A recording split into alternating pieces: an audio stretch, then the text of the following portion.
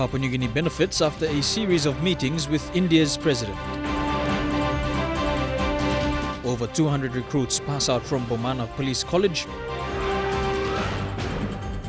And hundreds flock the Sir John Guise Stadium to pay their respects. This is National EMTV News with Mary Batulo. Good evening and thank you for joining us for Friday's news.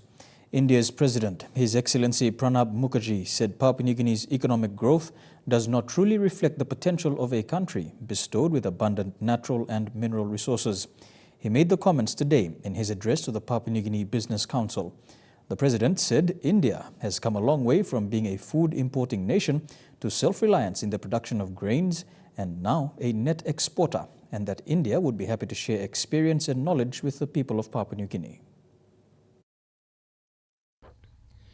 The Business Council and the Indian business community in Port Moresby hosted the President this morning at the International Convention Centre.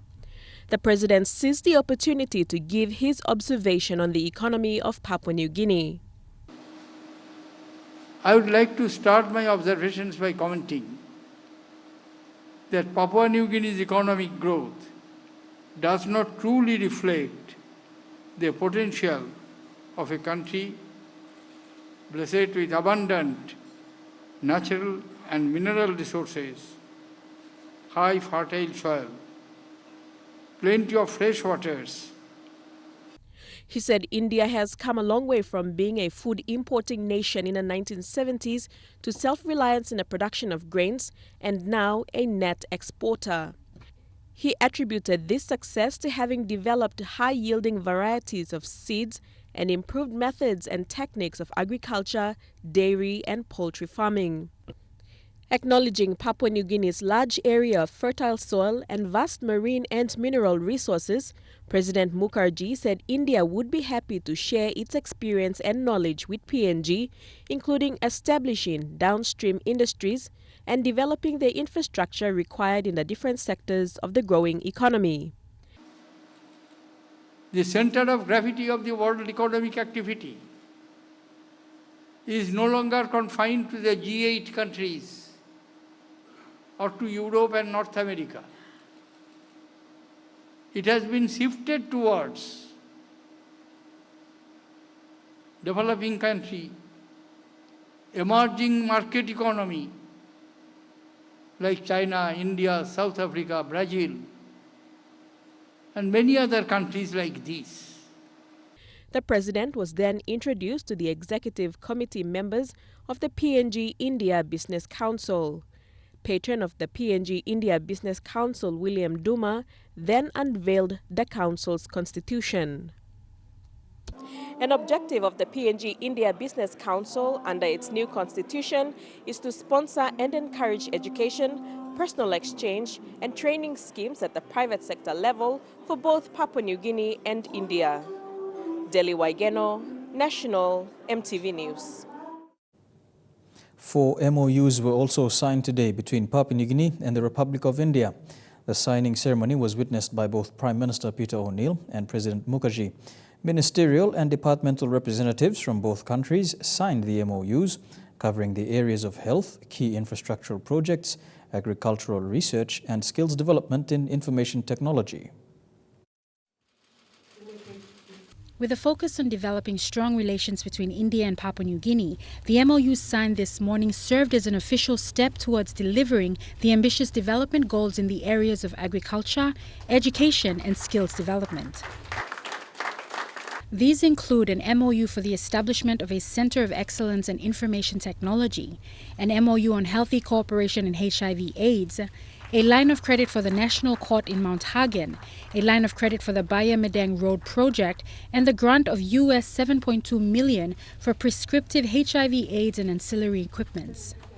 All in all, the MOUs signed were worth $100 million. Well, we expect the road and the projects that we have identified. $60 million will go for the road project between Baya and Mount Hagen.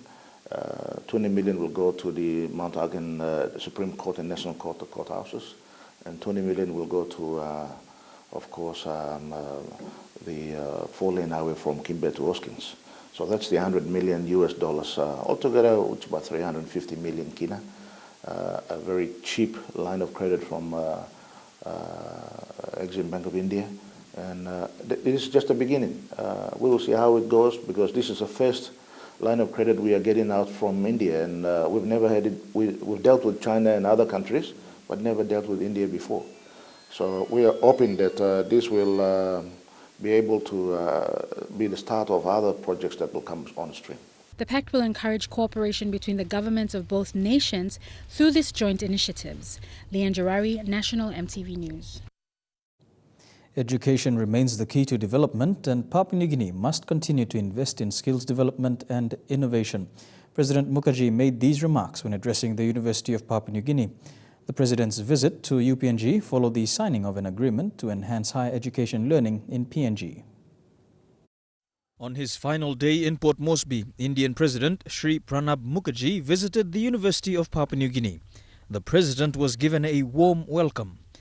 Upon his arrival, President Mukherjee visited a statue of Gandhi, a worldwide symbol of peace. His vision and teachings remind humanity of the true values of harmonious coexistence and mutual respect, and the need to work together for the equality, freedom of all individuals. A tree was also planted to celebrate the close relationships between both countries in the field of education.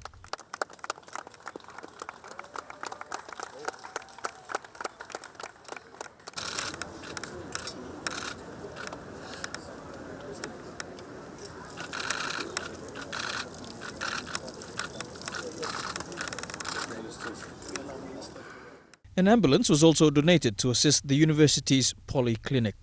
President Mukherjee wasted no time, offering India as a partner in developing the next generation of Papua New Guinea's educated elite, urging Papua New Guineans planning on furthering their education to look towards India to achieve their education ambitions.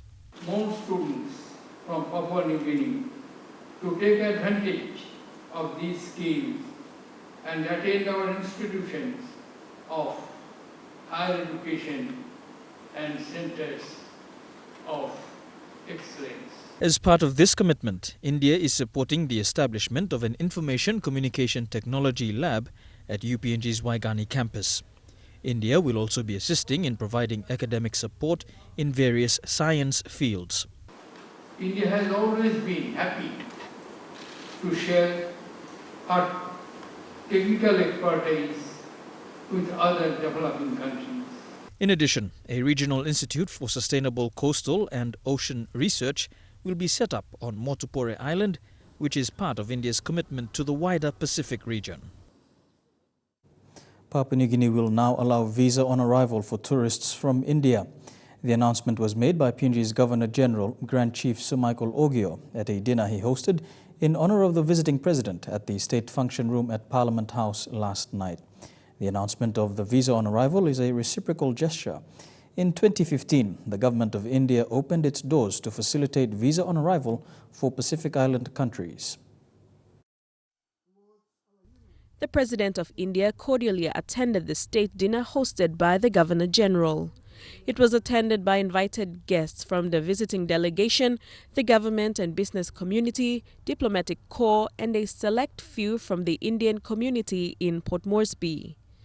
As chair of the Pacific Islands Forum 2015 to 2016, the Governor-General conveyed on behalf of the forum appreciation to the government of India for the initiative of India's Prime Minister Narendra Modi to forge and strengthen partnership under the Forum for India and Pacific Islands countries, also known as FIPIC. On behalf of the government of Papua New Guinea, I am pleased to announce that Papua New Guinea will also be allowing visa on travel for Indian tourists. Grand Chief Sir Michael Ogio said the visa on arrival for Indian tourists will facilitate exchange and promote better understanding between both countries, as well as enhance the people-to-people linkage. President Mukherjee referred to India's Prime Minister Narendra Modi's visit to the region in 2014, where he articulated the Indian government's vision to partner with Pacific Island countries. We consider our cooperation with the islands of the Pacific to be a key component of our Act East policy. The president said a number of initiatives announced at the first FIPIC summit have borne results, and India remains committed to this process. We now seek to work together as reliable partners to achieve our common aspirations of peace and security, prosperity and sustainable development in our regions. The president then proposed a toast to the health and well-being of the Governor-General and his wife, Lady Esme, to the enduring friendship between India and Papua New Guinea, and to peace and prosperity for the people of Papua New Guinea. Deli Waigeno, National EMTV News. Before the welcome dinner at Parliament House last night, Prime Minister Peter O'Neill, Opposition Leader Don Pollier and West New Britain Governor Sasindran Muthuvel met with President Mukherjee at the Airways Hotel to formally welcome him to the country. President Mukherjee has had a full 2 days of formal diplomatic engagements in Port Moresby and will depart this evening for New Zealand. In their bilateral meeting, the leaders discussed with Indian President Mukherjee a range of current and potential cooperation opportunities in areas that include agricultural production, downstream processing in the hydrocarbons sector, and healthcare and education exchange. Prime Minister O'Neill said trade and investment continues to grow between the two countries, and investors from India are finding success in Papua New Guinea. India is a very big country, a very big economy, a huge potential for Papua New Guinea to engage in trade and investment with them. So we're pleased that the President has taken time to come and visit Papua New Guinea on this occasion. And the first visit among all the Pacific Island countries, so it signifies the importance of Papua New Guinea in the region, especially in the Asia-Pacific region. So I'm very pleased that he has taken time to come and see us. On his part, President Mukherjee stated that India will assist in building the capacity of the Papua New Guinean people. We want to build the capacity of the people of Pacific region countries, particularly Papua New Guinea, so that they themselves can produce. How is it that you have beautiful land, abundant fresh water available, huge resources, but net importer of food grains? So if we apply new technology, and for that we can train the people, we can help your institution to go on research, development on agriculture. Leanne Jarari, National EMTV News. The past 2 days have seen an increased focus on the Papua New Guinea-India relationship.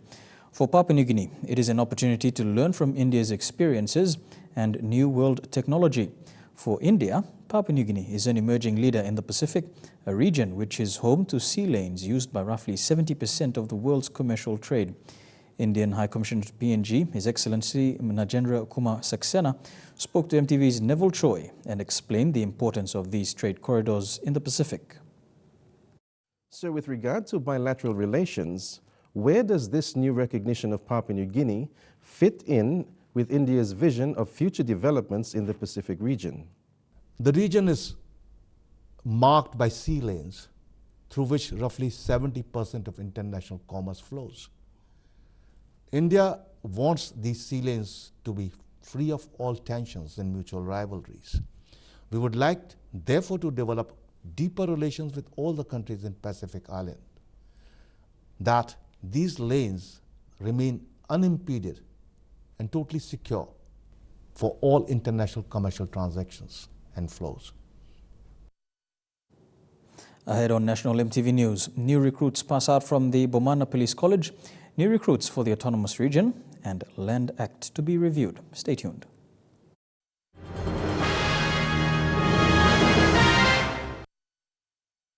Welcome back to National EMTV News. A new journey has begun for over 270 police recruits today. A journey described by Police Commissioner Gary Baki as a life of service to Papua New Guineans. These 272 recruits passed out of the Bomana Police Training College as probationary constables. They will be posted to selected parts of the country to begin police duties in the coming weeks.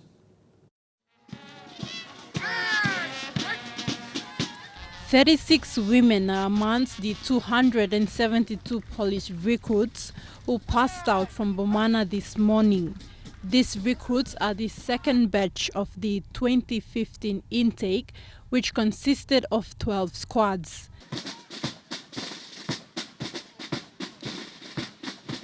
Their pass out was witnessed by Commissioner Baki, senior officers from the Correctional Services and the PNG Defence Force, including their families and relatives. I want to congratulate you in your achievement and for the tireless effort in coming this far.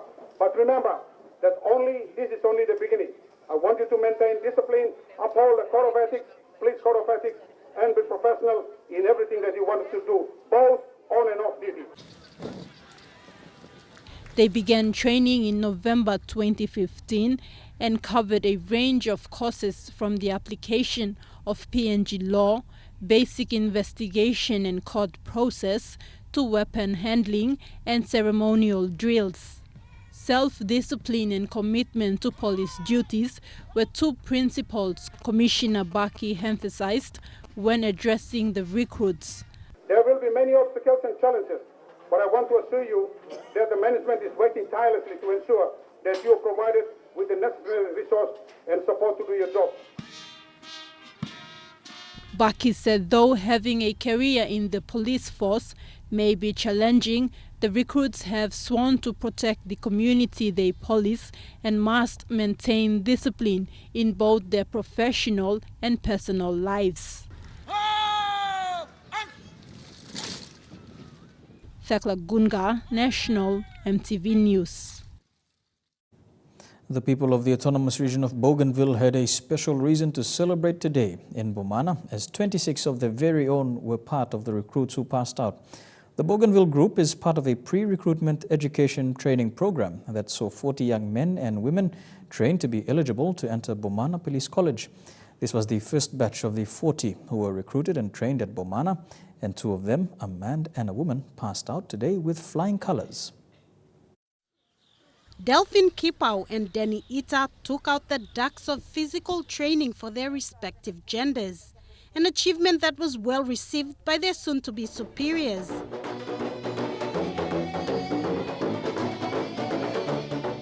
In appreciation of the support by the RPNGC towards the recruitment and training of the Bougainvillian batch, ACP Clarkson presented a token of appreciation to Commissioner Gary Baki, something that has never been done before. So the parents were really thankful and they wanted to show their gratitude, and then they asked me to take part with them, and I said, of course I shall do that. Yeah. As a result of this success, it is hoped that the pre-recruitment education training program in Bougainville, which was supported by the Australian government, should continue. That's why we really would like to see the reintroduction or reactivation of the PrEP program so that we can get as many Bougainvilleans as we can. The concept is good, and I encourage it to be done again. All of the Bougainvillian recruits who came to Bomana through the pre-recruitment program will all go back to the autonomous region of Bougainville. Another first for the RPNGC, whose policy is to send police recruits to parts of the country other than their own province. Because of the need that we have on Bougainville, we managed to get the whole 26 of them back to Bougainville. Here today, they'll go through an induction program when they get back home, about 2 weeks, and then we will most likely keep them in Buka first before we send them to Arawa and down to Buin. ABG Police Minister Willie Masiu, who was also at Bomana today, said the boost in police numbers will go a long way in ensuring referendum for the autonomous region is a peaceful one. But we have to be ready for the referendum when it comes. So we need more police manpower. Sarah Aupong, National EMTV News. Bougainville Police Chief Francis Tokura said outside of Bomana, Hujena Police Training Center in the autonomous region of Bougainville has one of the best facilities in the country. It can house 40 participants at a time, and there are long-term plans to turn the center into the region's permanent training base. And if we can be able to achieve that in the next couple of years, we'll be very grateful, so that we can train our own recruits on Bougainville. But obviously, we'll be getting instructors from here, from the police college, until we can have the capacity to run our own training for the normal 6-month training. The syllabus that will be taught there will be the similar ones that are being taught at the police college. Deputy Opposition Leader and Member for Bulolo, Sam Basil, also attended the pass-out ceremony. When congratulating the recruits, he said more police officers are needed in rural areas. This is to ensure police presence is felt right throughout the country. Mr. Basil, who has been vocal about policing, has a bigger plan to see how police presence can be felt in all the rural commands. He said each local level government should have at least 10 police personnel and must be managed by area managers. We go by 314 local level government in Papua New Guinea. The 314 local level government should have 314 police stations, small ones, 314 vehicles, or if not boats, if it's a maritime province or district. And we say 10 reservists, 10 policemen should be based in every local level government throughout Papua New Guinea. Also, not forgetting the very important person in every local level government is the local level government manager, or in southern region they call them area managers. We need them to be also part of it by making them become police reservists to the highest rank of chief sergeant. In the Bulolo electorate, there are 30 regular police and 70 reservists. Basil said his electorate needs more policemen and women, as Bulolo is seeing an influx of people due to developments there. He also said that the current ratio of police to people does not meet the United Nations standard, which is 1 police officer to 450 people. In Papua New Guinea, we have 314 local level government. My district's got 6. Police presence in my district you can only find in Wau, Bulolo Township and the emerging Mumeng Station, but you cannot find police in the other 4 local level government areas. Likewise, in Papua New Guinea, only the main centers and urban areas will see the presence of police. Pasinata Yama, National EMTV News. The Lands Department will review the Lands Act of 1998.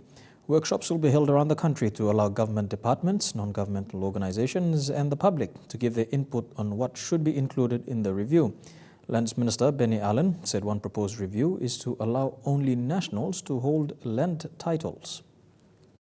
Minister Benny Allen announced today that the first workshop will be held in Port Moresby for the southern region. Next will be Hagen for the Highlands region, Kokopo for the New Guinea Island and Leh for the Momasi region. The workshops will be held in May. To people or stakeholders who will give their views. How this land act we have is addressing the land issues in the country. One of the new reviews to be proposed by the department is that land title applicants will be restricted to nationals only. Well, you know somebody from a foreigner owning a title. No, not in Australia, not in Singapore, not in Malaysia, not in Indonesia. It's only happening in Papua New Guinea. Everything is free. People run for it. We move now to the market report, and the kina opened unchanged at $0.3175 in the interbank market. At Bank South Pacific, the kina was buying $0.3100 $0.4036 Australian dollars, $0.2700 euro and 33.28 Japanese yen. Looking at commodity prices at New York close, gold closed higher, while cocoa and copper closed the day lower. Crude oil closed lower, copper closed higher, while palm oil closed the day unchanged. And on the stock markets, the Dow Jones closed at 210 points lower, the ASX closed 27 points higher, and the All Ordinaries closed 27 points higher. You're watching National EMTV News. Among stories after the break, hundreds flocked to the Sir John Guise Stadium to pay their respects to Hela Governor, the late Anderson Agiru.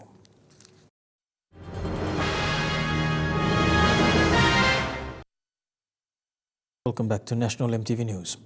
Hundreds flocked to the Sir John Guise Indoor Stadium in Port Moresby today to pay their respects to the Hela Governor, the late Anderson Agiru. The funeral service is the first after he passed away yesterday. Jack Lapave Jr. with this story. About 3:30 p.m. this afternoon, the casket of the late Hela Governor Anderson Agiru arrived at the Sir John Guise Indoor Stadium for a brief funeral service. Hundreds turned up to pay their respects to the first Hela Governor since his passing yesterday. The Hela provincial flag was thrown over the casket before it was escorted in.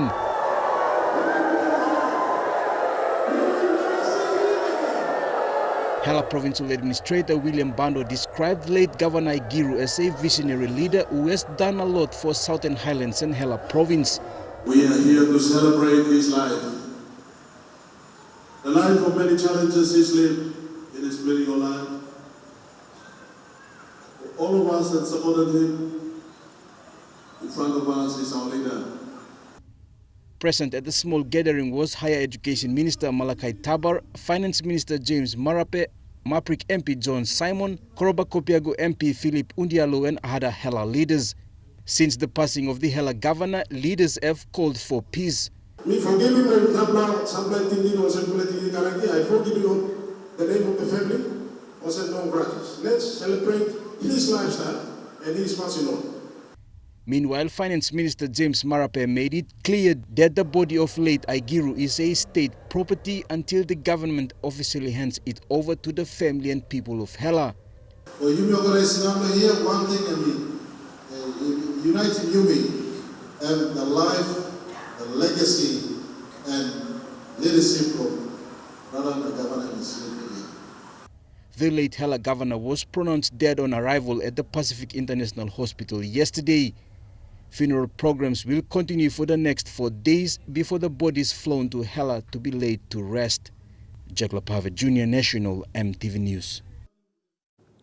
Students at the University of Technology have joined a chorus of voices nationwide calling for the Police Commissioner to reinstate Fraud Squad Director Matthew Damaru and his team. And in the same breath, they have called for Prime Minister Peter O'Neill to step aside. Students' representatives from all 4 regions issued statements calling on members of parliament to heed the public outcry that the fraud squad should be allowed to do its work without interference. More than 2,000 students gathered this morning at the Unitec campus. This reaction from the second of the 2 biggest universities in Papua New Guinea was expected, with public pressure mounting in recent weeks. Today's gathering follows a forum held 2 days ago in Port Moresby by the University of Papua New Guinea. As UPNG collects signatures in preparation for the next course of action, Unitec today spoke out. I have a country, and protecting my country is a honor. The response from both universities has been less aggressive compared to previous years, but the message today was simple. This is the voice of Unitec. We want Mr. Matthew Damaru and his team must be as soon as possible ASAP reinstated. The student body has called on the Commissioner to reinstate the Fraud Squad Director Matthew Damaru and the Fraud Squad members who since their suspension have become subjects of an internal investigation. Student representatives from all 4 regions echoed calls for the Prime Minister to step aside and to allow for investigations to proceed. We also support the call for Peter O'Neill to step down as the Prime Minister of our beautiful country, PNG. The calls by the students comes amidst a chorus of voices from various sectors. 2 former Prime Ministers, Sir Michael Somare and Sir Makere Murauta, both calling on the PM to take into account the integrity of the Prime Minister's office and step aside. There are many issues being debated in public right now. The UBS loan, the handling of the economy and public spending. But what has drawn public anger has been the timing of the suspension of the director of the fraud squad, Matthew Damaru, by the police commissioner. And that has become one of the main points that is driving the voice of protest at Unitec. Scott Wide, National MTV News, Lae. A substantive court hearing of suspended members of the National Fraud and Anti-Corruption Directorate, Thomas Elu and Timothy Gitwa, by the Police Commissioner was deferred to May the 19th. This will give time for their counsels to file substantial submissions to sustain the matter in the next hearing. The matter was presided by Chief Justice Salamo Injia, Justice Eric Kariko and Justice Nablu at the Supreme Court today. Eric Harupma with this report.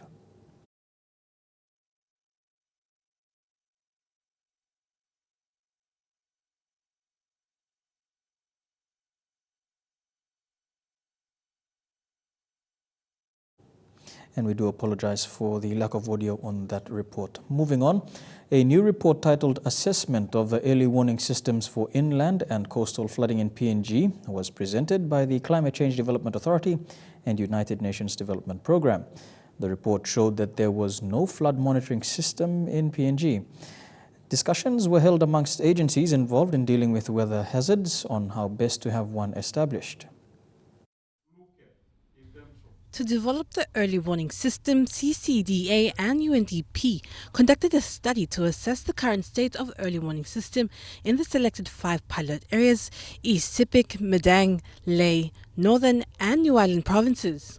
The report looks into ways of getting flood warning disseminated as quickly as possible to communities along riversides in the 5 pilot areas.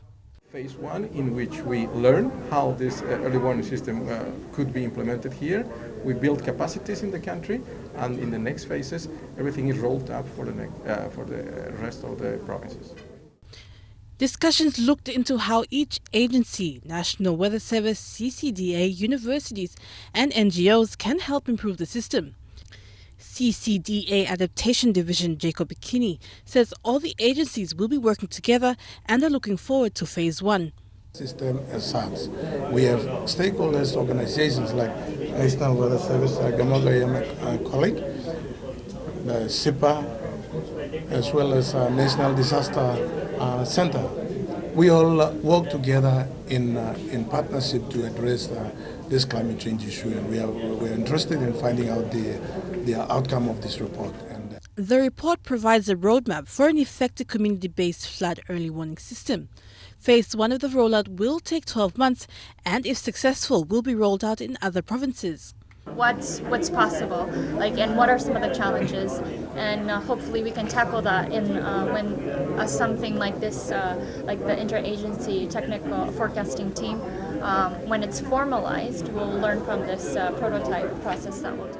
The report concludes that there is an urgent need for institutional strengthening of the organizations involved. This includes capacity building, harmonizing mandates, and ensuring sufficient budget for the organizations to fulfill their roles when it comes to flood early warning systems. Adelaide Sirox Kari, National, EMTV News. A New Guinea Hoskins in West New Britain Province has been classified as the best performing port in 2015. Hoskins last year topped the on-time performance, maintaining the Category A award, which is part of New Guinea's assessment on performing ports.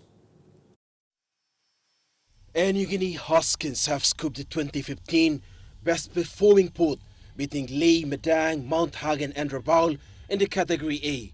Chief Executive Officer Simon Fu congratulated Hoskins for the achievement, which under the leadership of Port Manager Wesley Taito has succeeded in the last 4 quarters of 2015.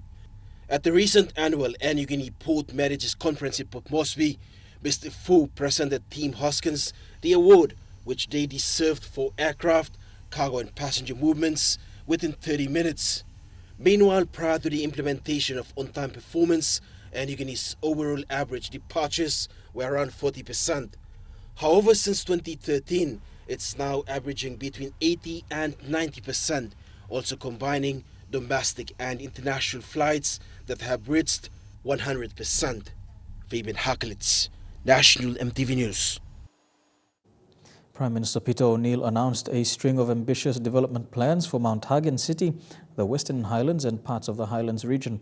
However, the country's think tanks have already cautioned the government about spending money on infrastructure development expected to run into the billions of kina when world commodity prices have slumped. Bethany Herman with this report.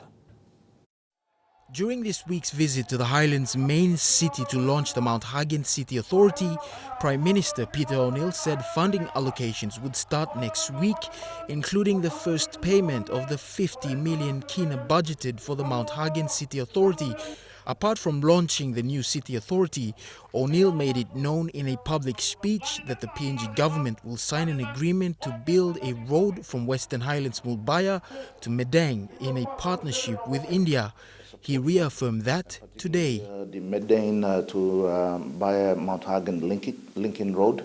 That road is now going to be started to be constructed this year with the finalization of the documentation on contractors and, of course, the financing arrangement from the Exim Bank of India. The national government wants a link to an international port which will be situated in Medang province. While those are the plans, the Indian President Pranab Mukherjee arrived in Port Moresby yesterday for a 2-day visit to Papua New Guinea and signed a deal today.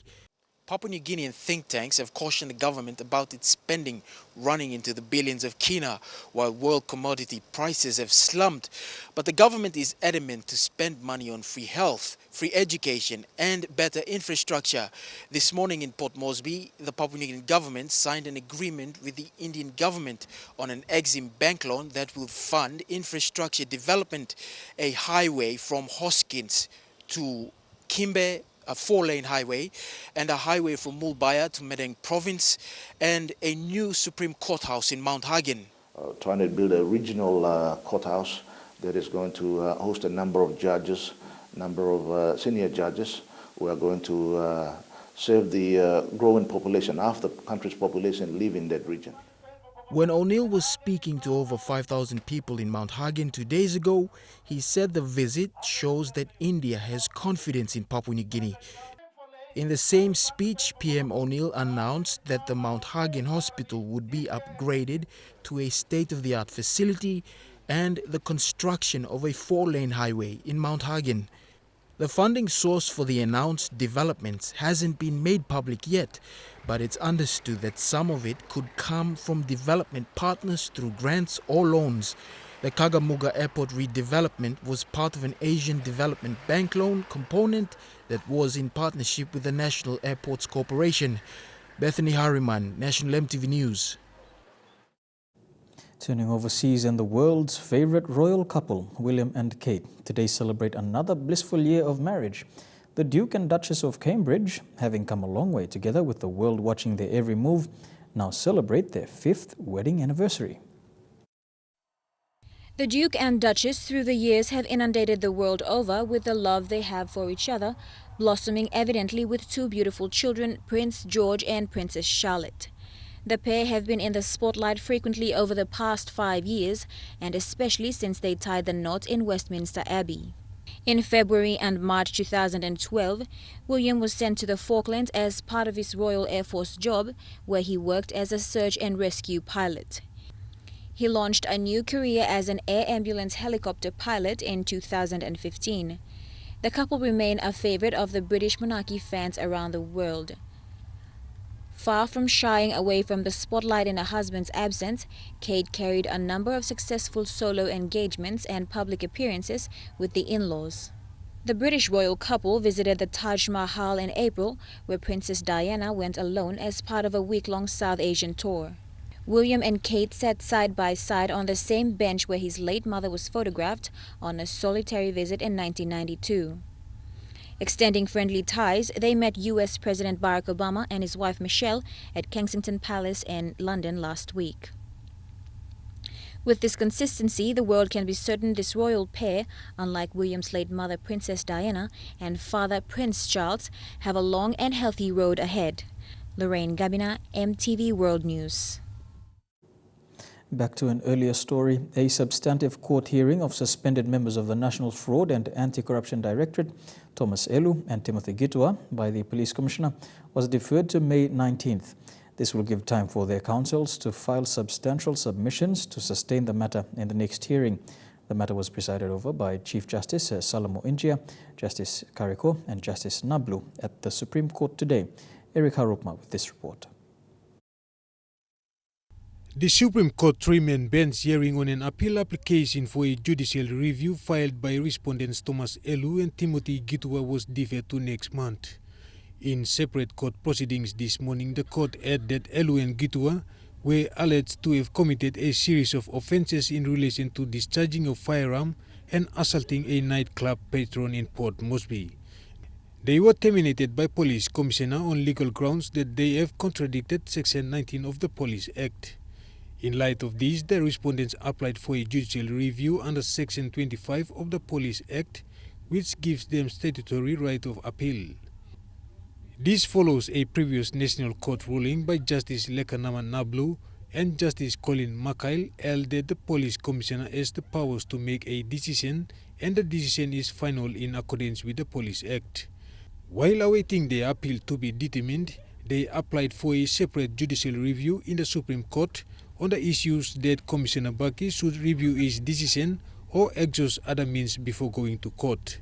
Their counsel, Ian Molly, filed a stay application against the decision in the previous court proceedings. The National Court found that the application had merit and considered for a judicial review.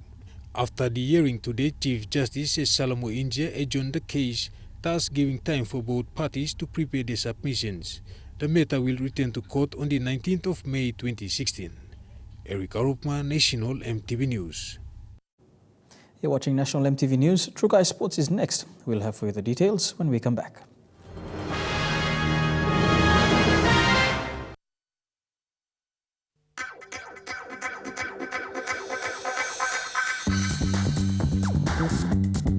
True Guise Sports.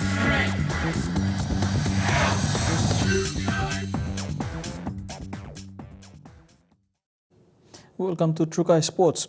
This week saw PNG athletes achieve outstanding results at the Abilene Christian University in Texas, United States. Riley Kaputin won the high jump competition with a season's best of 1.71 meters, and Theo Pina followed up running a great time of 47.90 seconds in the 400 meters. Moen Bueno ran strongly, winning the 400-meter hurdles in a time of 52.03 seconds, and Peniel Richard became only the third Papua New Guinean to jump 15 meters in triple jump and has his eye on the national record of 15.30 meters. In the 100 meters hurdles, Sharon Kwarula clocked her best time this season with a time of 14.14 seconds. The athletes will take a break this weekend and prepare for their respective regional championships next weekend on the 6th and 7th of May.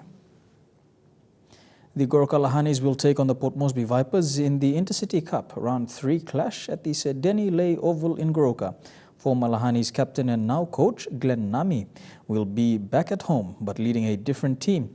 He says the game against the Lahanis in Goroka is set to be another uphill battle for the City Boys as they prepare to leave. The Vipers lost their first two matches. Nami says lack of discipline has cost them a lot, and he is working hard to ensure a win brings confidence to his outfit. Nami also said it has been challenging since he was appointed as the Vipers head coach, and going against his former team isn't easy.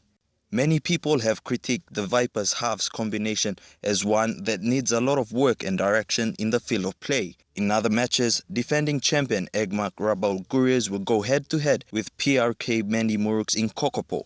Gulf Issa Pierce is on a bye this weekend and moves up the ladder on 5 points, and will be leading the points ladder for the first time in 3 years, depending on the weekend's results between Snacks Lay Tigers and Mount Hagen Eagles at the Rabiamul Oval in Western Highlands Province. Mandy will come alive this weekend when the Mioks take on the Hela Wigmen, while Simbu Lions face off with Wagitumbe in Minj on Sunday. Elijah Lavette, National EMTV Sports. And True Guise Sports continues after the break. Don't go away.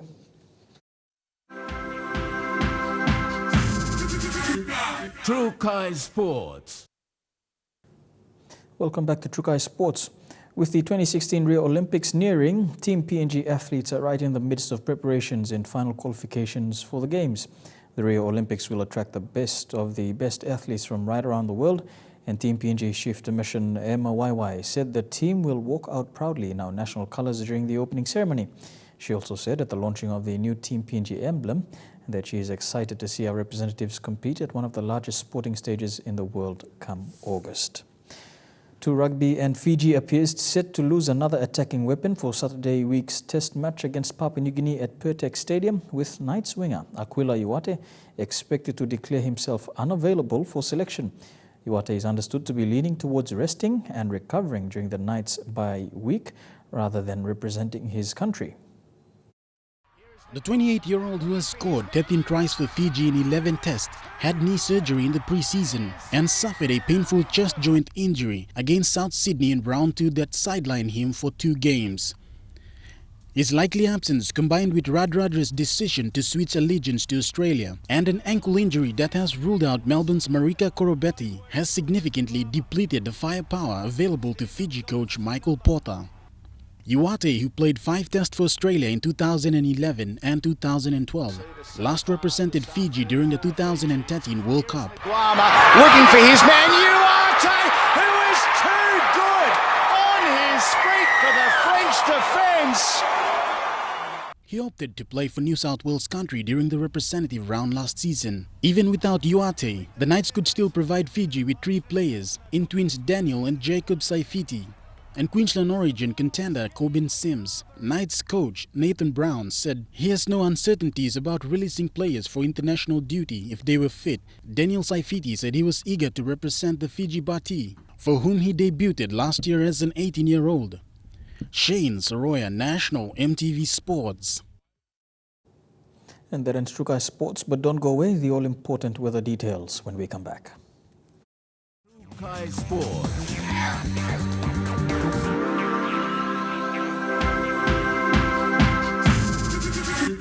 True Guise Sports.